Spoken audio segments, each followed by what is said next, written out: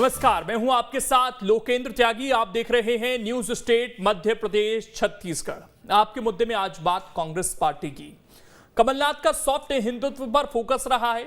ये बात रामनवमी से पहले प्रदेश कांग्रेस की तरफ से जारी एक पत्र से भी साबित हो गई कि कांग्रेस बीजेपी की राह पर चलकर 2023 की नैया पार लगाना चाहती है।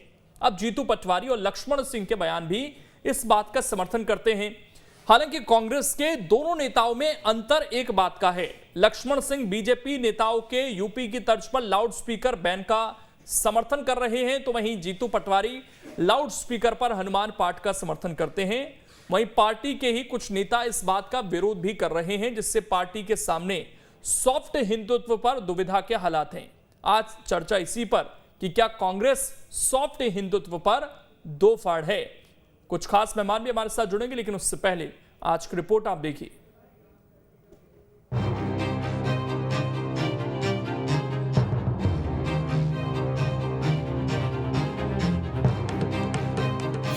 सॉफ्ट हिंदुत्व पर कांग्रेस में कंफ्यूजन। 2023 में कैसे लगेगी नैया पार? सॉफ्ट हिंदुत्व को लेकर है दुविधा। ये सवाल इसलिए है क्योंकि सॉफ्ट हिंदुत्व को लेकर पार्टी में ही कहीं ना कहीं असमंजस की स्थिति है। एक और कमलनाथ सॉफ्ट हिंदुत्व की खुलकर पैरोकारी करते हैं, जिसकी तस्वीर रामनवमी से पहले उस वक्त देखने को मिली थी जब प्रदेश कांग्रेस की ओर से पार्टी नेताओं और कार्यकर्ताओं को रामनवमी और हनुमान जयंती धूमधाम से मनाने के निर्देश दिए गए थे।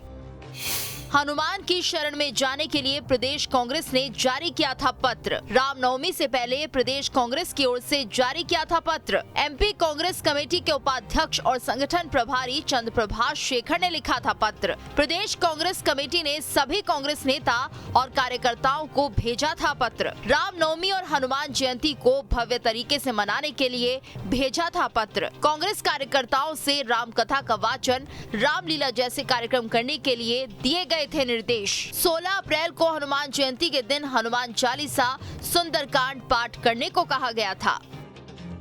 अब लाउड स्पीकर पर कांग्रेस का सॉफ्ट हिंदुत्व चेहरा देखने को मिल रहा है। इसकी बानगी पार्टी के दो वरिष्ठ विधायकों लक्ष्मण सिंह और जीतू पटवारी के बयान से साफ हो रही है।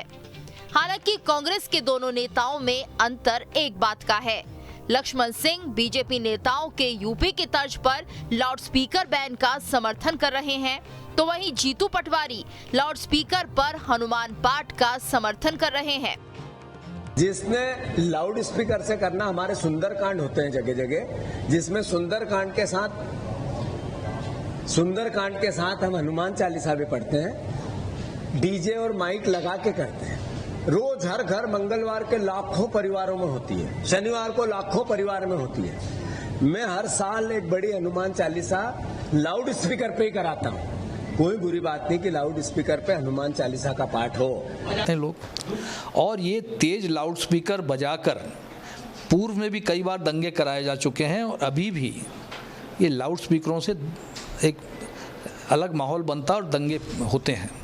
मैं ये पूछना चाहता हूँ इन लोगों से कि जो सुन नहीं सकता, जो बोल नहीं सकता, क्या उसकी भगवान नहीं सुनते हैं? ऐसा भी नहीं है कि पार्टी के सभी नेता कांग्रेस के सॉफ्ट हिंदुत्व का समर्थन कर रहे हों, तो कई नेता इसके विरोधी भी हैं। उनमें कांग्रेस विधायक आरिफ मसूद भी हैं। उन्होंने रामनवमी और हनुमान जयंती मनाने को लेकर पार्टी की ओर से जारी चिट्ठी का विरोध किया था। आरिफ मसूद ने पार्टी की ओर से रामनवमी और हनुमान जयंती को मनाने के लिए जारी हुए पत्र पर सवाल उठाए। आरिफ मसूद ने कहा कि कांग्रेस का हिंदुत्व वर्ग हमेशा अच्छे से रामनवमी और हनुमान जयंती मनाता है। इसे मनाने के लिए पत्र जारी करना राजनीतिक दल के लिए ठीक नहीं है। ऐसा पत्र रामनवमी और हनुमान जयंती के लिए जारी हो सकता है, तो रमजान को क्यों छोड़ दिया? ऐसा नहीं है कि आरिफ मसूद कांग्रेस के सॉफ्ट हिंदुत्व के विरोध के एकमात्र नेता हैं। कमलनाथ के सॉफ्ट हिंदुत्व के विरोधी कई नेता हैं। यही नहीं, खरगोन हिंसा के बाद तो कांग्रेस के सॉफ्ट हिंदुत्व को और भी धक्का लगा है। जिस तरह से कांग्रेस ने प्रशासन की बुलडोजर की कार्रवाई का खुलकर विरोध किया था, उससे उसके सॉफ्ट हिंदुत्व वाली छवि को नुकसान पहुंचा है। Team news state.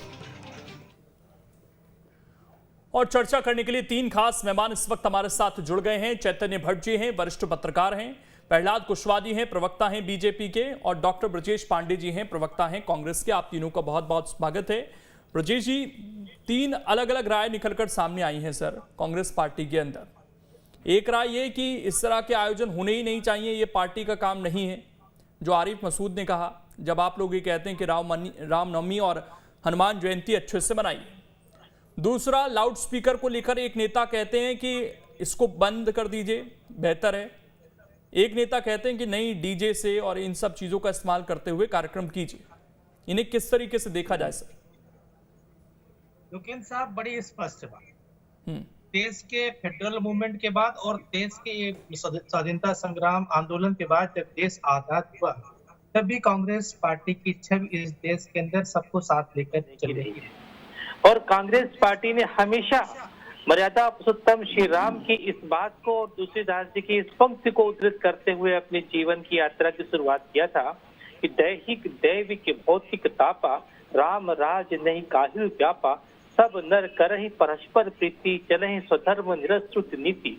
हम तो सबको साथ जोड़कर चलते हैं। बहुत सरल सा हम लोगों की सोच है और बड़ी उदारवादी सोच है और सबको लेके चलने की सोच है। कांग्रेस पार्टी कभी किसी का विरोध नहीं करती, लेकिन पहली बार मध्य प्रदेश में माननीय कमलनाथ जी के मुख्यमंत्री बनने के बाद, प्रदेश कांग्रेस अध्यक्ष बनने के बाद लोकेन साहब, इस बात का परिवर्तन हुआ। परिवर्तन इसलिए हुआ कि कांग्रेस के कार्यकर्ताओं को कहा जा रहा था कि साहब आप तो छद्म हिंदुत्व की बात करते हो, जबकि छद्म हिंदुत्व की बात तो भारतीय जनता पार्टी के लोग करते थे। हमने बताया कि राम का कॉन्सेप्ट क्या था। जब राम पथगमन समिति कमलनाथ जी ने बताया, तो लोकेन साहब, मैं निश्चित रूप से बता रहा हूं कि संपूर्ण मध्य प्रदेश के प्रवक्ताओं में से सिर्फ मेरा चयन किया गया था प्रदेश प्रवक्ता के तौर पर। इसके अलावा भी राम पथगमन समिति का जब मेरा रथ निकला, तो भारतीय जनता पार्टी के कुछ नेताओं के पेट में इतना तेज से दर्द हुआ। भगवान श्री राम चित्रकूट से लेकर के जिस रास्ते से मध्य प्रदेश से गुजरते हुए नासिक गए थे, हमारा रथ जबलपुर पहुंचता उसके पहले ही उन्होंने इसको थाने में बंद करवा दिया। आरोप लगाया कि जबकि उस रथ में सिर्फ रामचंद्र जी, सीता मैया, हनुमान जी की फोटो थी। भारतीय जनता पार्टी को लोगों को लगा कि अरे कांग्रेस पार्टी भी इसी रास्ते पे चल रही है, जबकि कांग्रेस पार्टी शुरू से राम की अनुयायी रही है, मर्यादा श्री राम को मानती रही है, राम आस्था का विषय। और कमलनाथ साहब ने रामनवमी के दिन, हनुमान जयंती के दिन विशेष रूप से कहा कि चूंकि दूसरे दल के लोग कांग्रेस को बदनाम करने का बिना बुलाए टेंडर ले लिए, इसलिए कांग्रेस पार्टी के हर कार्यकर्ताओं का गुरुतर दायित्व बनता है कि आप जाएं और जनता के बीच अपना संवाद पहुंचाएं। बिना कम्युनिकेशन के कुछ नहीं होना है, और संवाद की प्रक्रिया के चलते ही हम लोगों ने इस चीज का बीड़ा उठाया। समूचे समाज के अंदर, समूचे प्रदेश के अंदर कांग्रेस पार्टी के कार्यकर्ताओं ने भारतीय जनता पार्टी के सवालों, अभी भी जो सवाल पूछा गया सर, उसका जवाब नहीं आया। अलग अलग राय क्यों है? अभी खरगोन में भी हमने देखा कि खुलकर दिग्विजय सिंह कुछ और बोल रहे थे, पार्टी के नेता अपना स्टैंड साफ नहीं कर पा रहे थे। उसके काफी दिन बाद कमलनाथ का बयान सामने आता है कि भाई ये सब प्रायोजित था।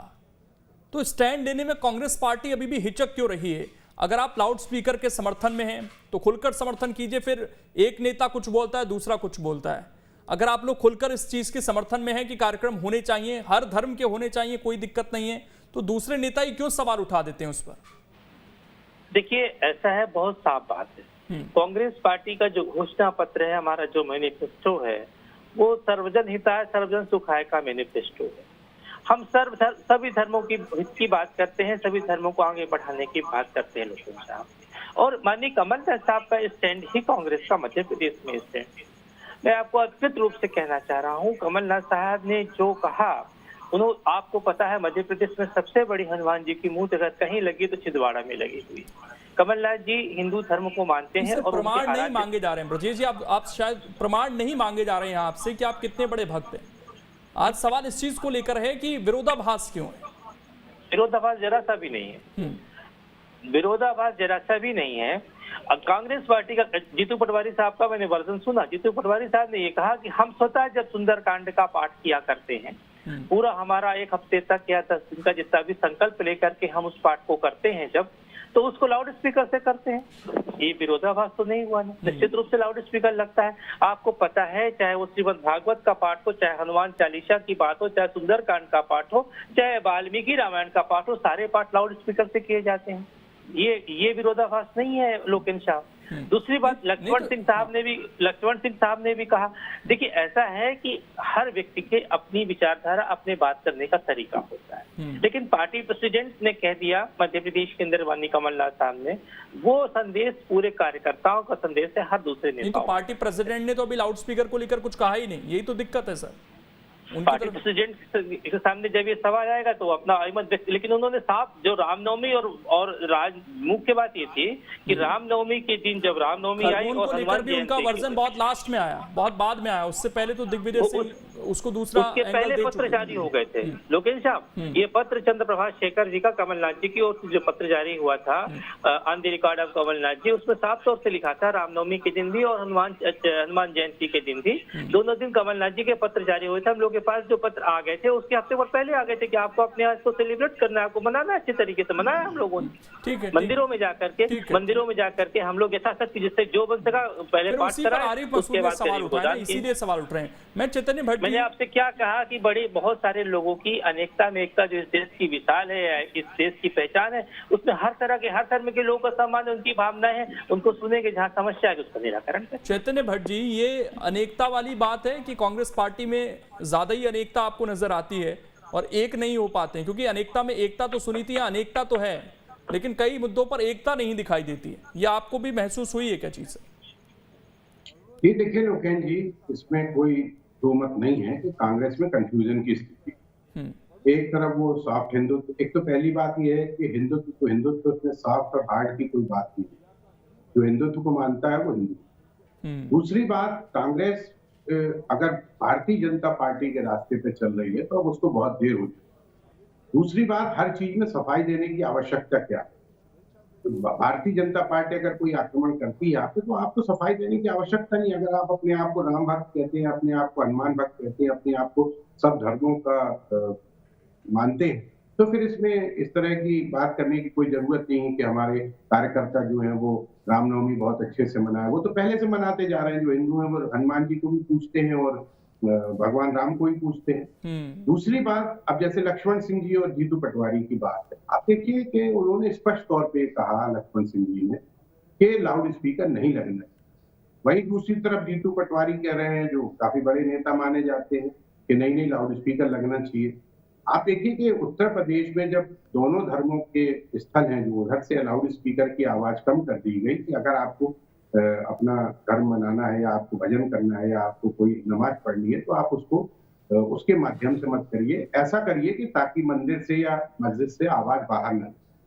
तो जब एक कट्टर हिंदुत्ववादी नेता इस तरह की बात कर रहा है कि अगर आप अपना जो लाउड स्पीकर है वो कम रखें, तो मुझे लगता है कि शोर मचाने से फायदा क्या है? कि भगवान तो किसी की मन की प्रार्थना भी सुन लेता है, उसके लिए जरूरी नहीं कि आप उसको लाउड स्पीकर लगाओ।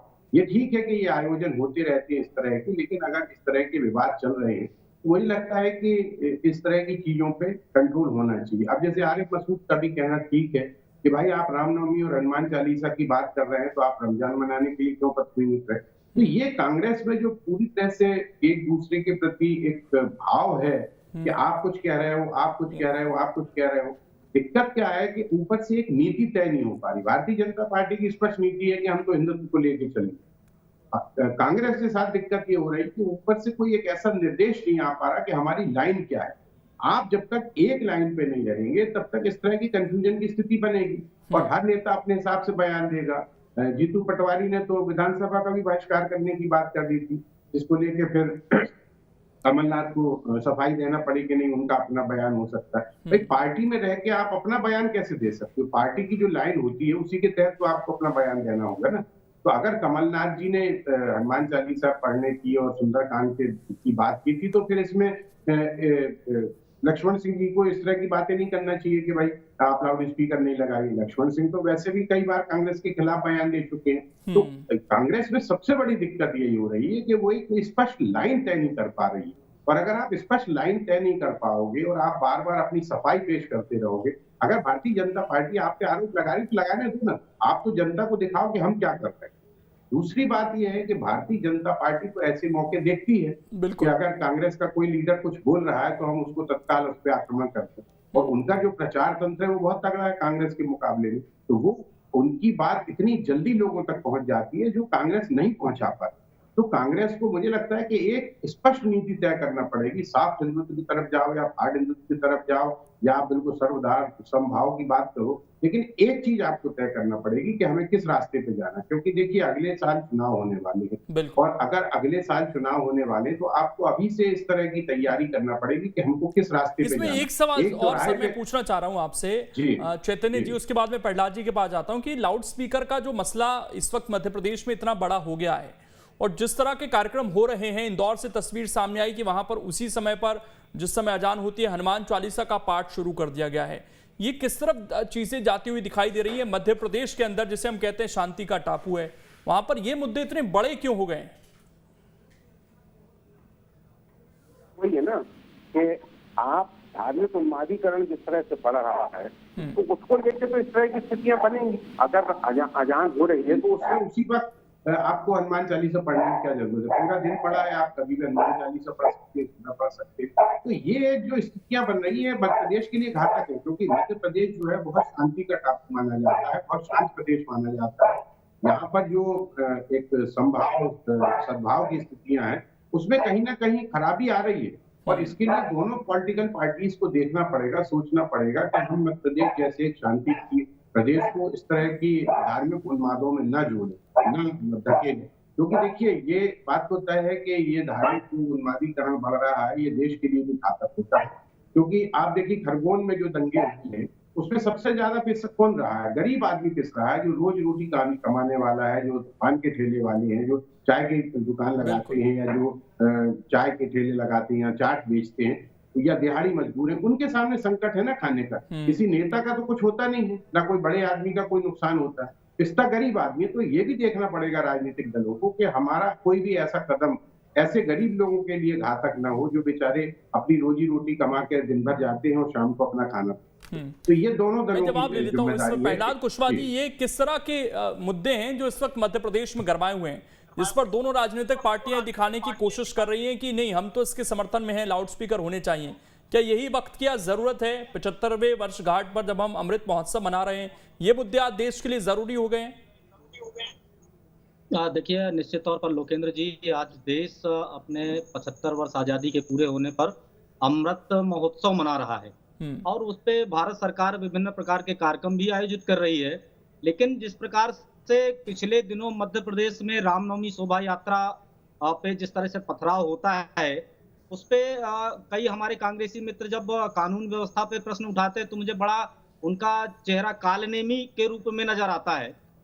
हिंदुत्व की बात, और जब हिंदुत्व पे प्रहार और हिंदुत्व के जब प्रहार होता है तो ये उनके साथ खड़े होते हैं जो हिंदुत्व पे चोट करते हैं। हिंदुत्व की विचारधारा पे जब विषय आता है तो ये उन लोगों के साथ खड़े होते हैं जिन लोगों ने उन पे आघात किया हुआ है। जब आप राम सेतु की बात करते हैं तो ये सुप्रीम कोर्ट में माननीय मनमोहन सिंह जी की जब सरकार थी तो उसमें कहते हैं कि राम सेतु का है ही नहीं यहाँ पर, और जब इसके बाद उसमें हलफनामा देते हैं कि राम तो काल्पनिक थे।